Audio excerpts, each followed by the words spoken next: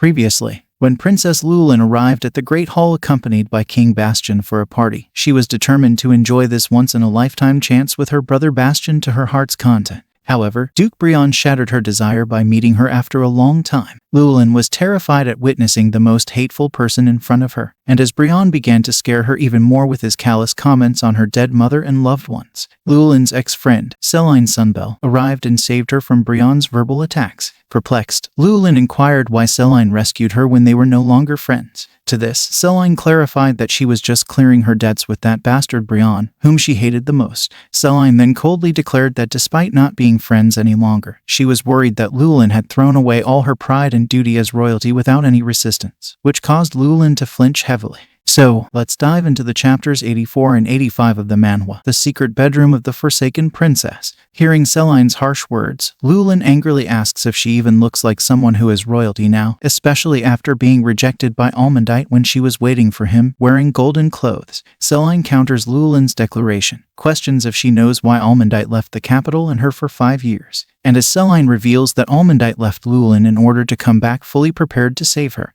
Lewellyn gets shocked with eyes wide, reflecting that this is why he ambiguously stated he would secretly support her when he saved her from falling. Plus, he also said that she just needed to endure the tyranny of Pamela a little longer. Suddenly, Lewellyn droops her head with a gloomy expression. Noting Lewellyn's surrendered demeanor, Celine wonders if she will ever see the old Lewellyn again. Turning away, Celine suggests that Lewellyn should pretend this conversation between them never happened. Abruptly halting, Celine gazes at Lewellyn, mentioning that she still wants to resolve one thing. And the thing is that new noble maidens are dying one after another these days. Hence, Lewellyn must be careful from now on. Celine then adds that she thinks these deaths are intentional, because all the deceased maidens were part of the new aristocracy, and the causes of their deaths are described as sudden death. And as the royal family is not even investigating these cases, Celine has come to the capital to solve them herself. Observing Lewellyn's frightening expression, Celine states that even if she isn't interested in the throne, she needs her help in this matter, since Queen Pamela hates the new nobles, and she likely intends to stay with her arms crossed on this matter. Pamela is not the only one who doesn't care about the situation, but the nobles also just want to continue their lavish lifestyle. Shifting towards Lewellyn, Celine conveys that even if she doesn't want to help with this problem, she won't hold it against her. And by taking leave, Celine asks Lewellyn to take care of herself and suggests her to beware of the danger. After Celine bids her farewell to Lewellyn with good wishes, Lewellyn leaves the event hall and comes to the balcony, reflecting that now she can finally breathe at ease. She then wonders that she never thought she would encounter two unpleasant people right after her arrival at the party. And just because of this, she no longer participates in these gatherings. With a face full of worries, she recalls Celine's exact words and mutters that there was a time when she had her pride and sense of duty. However, after losing her mother and loved ones right in front of her eyes, with no power to save them, she eventually disowned her very little pride. Suddenly, Lewellyn hears a sound from inside and confirms it is already time for dancing. And as she prepares to participate, she reflects that despite she does not want to go, she has to show herself. Dear viewers, apologies for the interruption. If you're genuinely enjoying the content on this channel, please consider hitting the subscribe icon with all notifications, since this little support of yours will help this creator continue delivering high-quality work to brighten your day.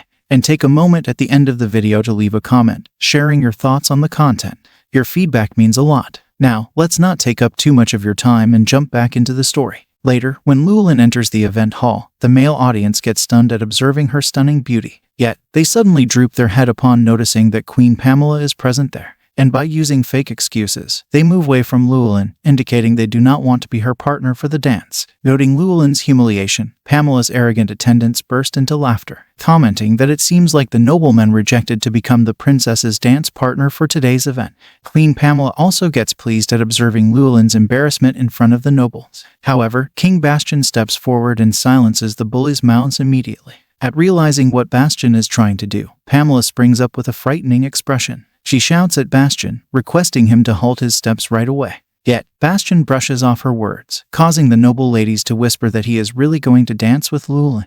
They add that Bastian is truly generous to dance with the daughter of the princess who cursed him. Meanwhile, Lewellyn blushed clearly, wondering what Bastian is trying to do right now. But before anything happens, a man holds Lewellyn's hand all of a sudden and pulls her towards him. The man is none other than Duke Almondite, inquiring if she wants him to be her dance partner. Observing Almondite's abrupt presence out of nowhere, she gets pissed, wondering where he was wandering until now. He interrupts her thoughts and apologizes her for his inability to come at time. Furious, she attempts to rebuke him in actual words, but Almondite prevents her from doing this and delivers a blackmail kiss on her cheek, and by moving away, he teasingly declares that if she keeps getting angry, he will kiss her like this. Bastian gets shocked heavily at witnessing the physical interaction between Lewellyn and Almondite. He then droops his head with a sullen expression, reflecting that he does not know if it's jealousy or something else. Meanwhile, Lewellyn recalls her past, where Almondite did the same thing and uttered the same words that if she ever gets angry, he would reconcile with her by kissing her. She then reflects after the fresh emotions of the past that disappeared a long time ago.